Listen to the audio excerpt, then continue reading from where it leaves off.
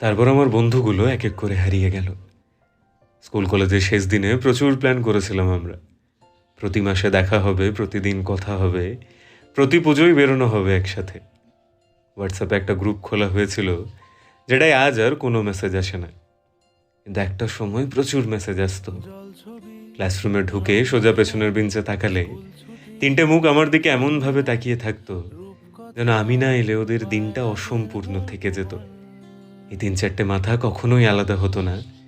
একসাথে ঘুরতাম, একসাথে বসতাম, একসাথেই থাকতাম। স্কুল কলেজে যাওয়াটাই ছিল শুধুমাত্র ওদের জন্যে। ১০০০ ঘন্টা কথা বলার পরও কত কথা বাকি রয়ে যেত। কিন্তু আজ আমাদের আর কোনো কথা হয় না। সময়ের সাথে কেমন যেন ব্যস্ত হয়ে গেলাম আমরা। ওই হোয়াটসঅ্যাপ গ্রুপটার মতোই কোথায় যেন হারিয়ে গেল আমার ফ্রেন্ডস ফর এভারগুলো। কিন্তু আজও পুরনো ছবি আর লক্ষ্য স্মৃতির ভিড়ে মনে পড়ে যায় ওদের মুখ। মনে পড়ে যায় যে হয়তো এখন হারিয়ে গেছে ওরা, কিন্তু ওদের ঘিরেই চলতো জীবন আগে।